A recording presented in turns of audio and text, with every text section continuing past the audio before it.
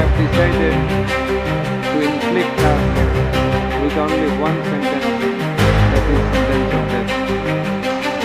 বাংলাদেশের সাবেক প্রধানমন্ত্রী শেখ হাসিনার বিরুদ্ধে আন্তর্জাতিক অপরাধ ট্রাইব্যুনালের দেওয়া ফাঁসির রায় এখন শুধু বাংলাদেশের ভেতরেই আলোচনার ঝড় তুলছে না, বরং প্রতিবেশী ভারতেও তীব্র প্রতিক্রিয়া ও কূটনৈতিক আলোড়ন সৃষ্টি করেছে। রায় ঘোষণার সঙ্গে সঙ্গে ভারত বাংলাদেশের দুই দেশের সম্পর্ক নতুন এক সংবেদনশীল মোড়ে দাঁড়িয়েছে।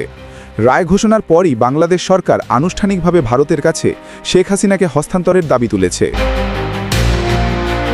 তাদের বক্তব্য, দেশের বিচার ব্যবস্থা অনুযায়ী সাজা কার্যকর করতে হলে আসামিকে দেশে ফিরিয়ে আনা প্রয়োজন। অন্যদিকে ভারতের পররাষ্ট্র মন্ত্রণালয় জানিয়েছে, আমরা রায়টি নোট করেছি, বাংলাদেশের পরিস্থিতি আমরা নিবিড়ভাবে পর্যবেক্ষণ করছি, সব পক্ষের সঙ্গে গঠনমূলকভাবে যুক্ত থাকব। ভারত সরাসরি সমর্থন বা বিরোধিতা কোনোটাই প্রকাশ করেনি।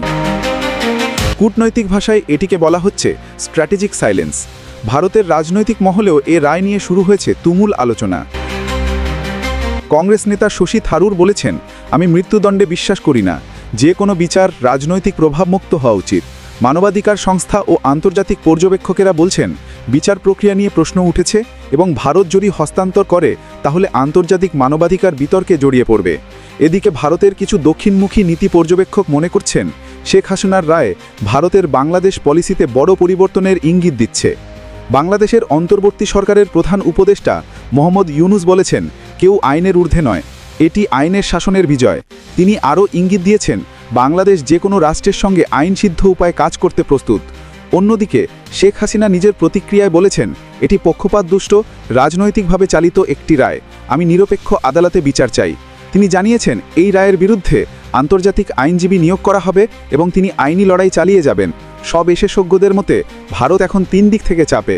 বাংলাদেশের সরকারি অনুরোধ হস্তান্তর করতে বলছে, আন্তর্জাতিক চাপ, মৃত্যুদণ্ড ও বিচার প্রক্রিয়া নিয়ে নিজস্ব কৌশলগত স্বার্থ, বাংলাদেশের রাজনৈতিক স্থিতিশীলতা চাই ভারত। ভারত যদি শেখ হাসিনাকে হস্তান্তর করে তাহলে আন্তর্জাতিক মহলে সমালোচনা বাড়বে, মানবাধিকার ইস্যুতে প্রশ্ন উঠবে। অন্যদিকে হস্তান্তর না করলে বাংলাদেশের বর্তমান সরকারের সঙ্গে সম্পর্ক টানটান হতে পারে। এই কারণে ভারত খুব সতর্কভাবে অপেক্ষা পর্যবেক্ষণ নীতি অনুসরণ করছে। বিশ্লেষকেদের মতে সামনে কয়েকটি সম্ভাবনা আছে। 1, ভারত আনুষ্ঠানিকভাবে হস্তান্তর প্রক্রিয়া শুরু করতে পারে, তবে সময় লাগবে এবং রাজনৈতিক অনুমোদন জরুরি। 2, শেখ হাসিনা আন্তর্জাতিক ট্রাইব্যুনাল বা জাতিসংঘের হস্তক্ষেপ চাইতে পারেন। 3, বাংলাদেশ সরকারের কূটনৈতিক চাপ আরও বাড়বে। 4, ভারতের অভ্যন্তরীণ রাজনীতিতে বাংলাদেশ ইস্যু নতুন বিতর্ক তৈরি করবে। শেখ হাসিনার ফাঁসির রায়ে এখন দুই দেশের সম্পর্কের ওপর গভীর প্রভাব ফেলছে। বাংলাদেশ হস্তান্তর চায়, ভারত সরাসরি না হ্যাঁ কিছুই বলছে না। দুই দেশের রাজনীতি, কূটনীতি ও আন্তর্জাতিক মানবাধিকার সব কিছুর উপর রায়ের অভিঘাত পড়ে যাচ্ছে। আগামী দিনগুলোতে নয়াদিল্লির সিদ্ধান্ত ও ঢাকার চাপ এই দুইয়ের ওপরেই নির্ভর করবে পরবর্তী পরিস্থিতি।